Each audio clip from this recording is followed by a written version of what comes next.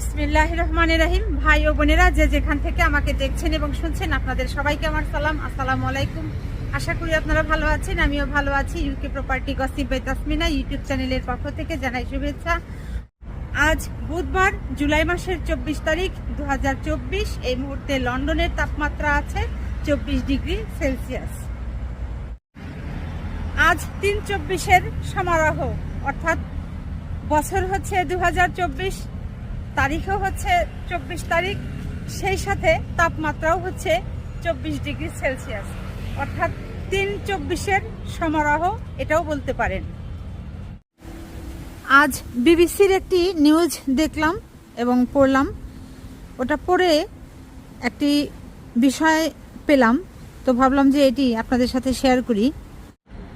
সেটা হচ্ছে যে যুক্তরাজ্যে গত সরকারের শাসনামলে, অর্থাৎ কনজারভেটিভ সরকারের শাসনামলে একটি সিদ্ধান্ত নেওয়া হয়েছিল যে যুক্তরাজ্যে যারা অবৈধভাবে প্রবেশ করবে এবং আশ্রয় প্রার্থী হবে তাদেরকে রুয়ান্ডা পাঠিয়ে দেওয়া হবে।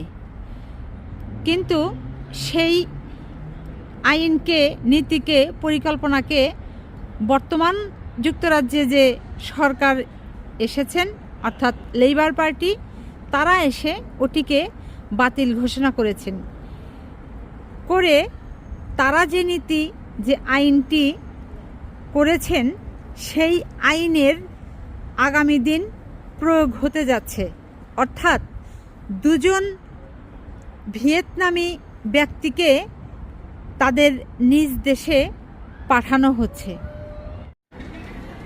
সেই সাথে আরও 55 জন ভিয়েতনামি ব্যক্তি, যারা কিনা বর্তমানে রুয়ান্ডা দেশে অবস্থান করছেন, তাদেরকেও আগামীতে তাদের নিজ দেশে অর্থাৎ ভিয়েতনামে প্রেরণ করা হবে। আর এরা সবাই এই যুক্তরাজ্যে প্রবেশ করেছিলেন অবৈধ পথে, অবৈধভাবে, যে কারণে তাদের আশ্রয় প্রার্থিতার আবেদন বাতিল করে তাদের নিজ দেশে প্রেরণ করা হচ্ছে। তবে যারা বৈধভাবে, বৈধ পথে যুক্তরাজ্যে এসেছেন, তাদের জন্য এই আইনটি নয়। তাদের বেলাতে আশ্রয় প্রার্থীর আবেদন বিচার বিবেচনা করা হবে। এরপর সিদ্ধান্তের পরে তাকে হয় দেশে তিনি থাকবেন, না হয়তো যেটি সিদ্ধান্ত তারা দেবেন সেটিকে তারা গ্রহণ করবেন। এখানে বিষয়টি হচ্ছে দুটি দিক।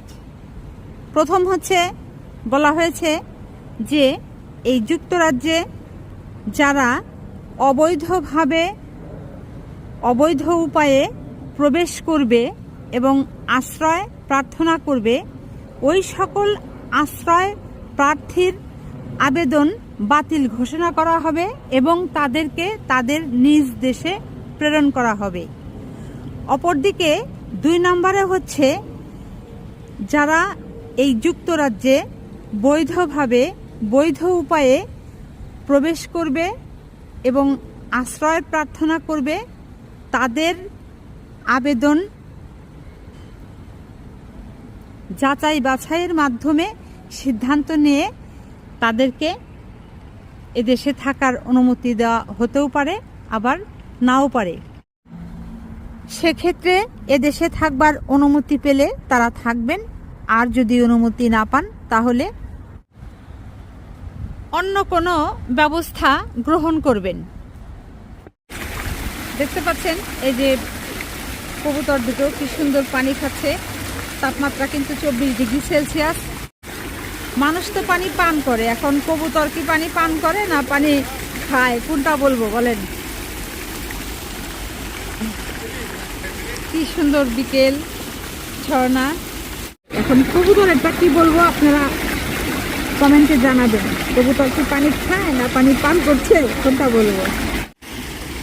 আসলে অনেকেই অনেক সময় জানতে চান যে এই যে রুয়ান্ডা নীতি হয়েছিল, তাহলে কি বাংলাদেশ থেকে যারা এসেছেন এই যুক্তরাজ্যে, তাহলে আশ্রয় নিয়েছেন, আশ্রয় প্রার্থী হয়েছেন, আশ্রয়ের জন্য আবেদন করেছেন ইত্যাদি ইত্যাদি, তাহলে কি তাদের বাংলাদেশে পুনরায় পাঠিয়ে দেওয়া হবে কিনা, ফেরত প্রেরণ করা হবে কিনা? তো আমি যতটুকু বুঝি সহজভাবে যে না, আমাদের বাংলাদেশিদের কোনো ভয় নেই। কারণ হচ্ছে বাংলাদেশিরা যুক্তরাজ্যে যারা এসেছেন অধিকাংশই দেখা গেছে যে এদের বৈধভাবে এসেছেন, এরা প্লেনে করে এসেছেন, টিকিট কেটে ভিসা নিয়ে ইত্যাদি ইত্যাদি। তো এরা অবৈধভাবে এদেশে প্রবেশ করেননি, অতএব তারা এদেশে আশ্রয় প্রার্থী হলেও তাদের কোনো ভয় নেই। আসলে মূল বিষয়টা হচ্ছে যে যারা এই যুক্তরাজ্যে পানিপথ হোক, আকাশপথ হোক কিংবা স্থলপথ হোক, যেভাবেই আসুক না কেন, অবৈধভাবে প্রবেশ করুক না কেন, তাদেরকে তাদের নিজ নিজ দেশে প্রেরণ করা হবে, এটাই হচ্ছে মূল কথা।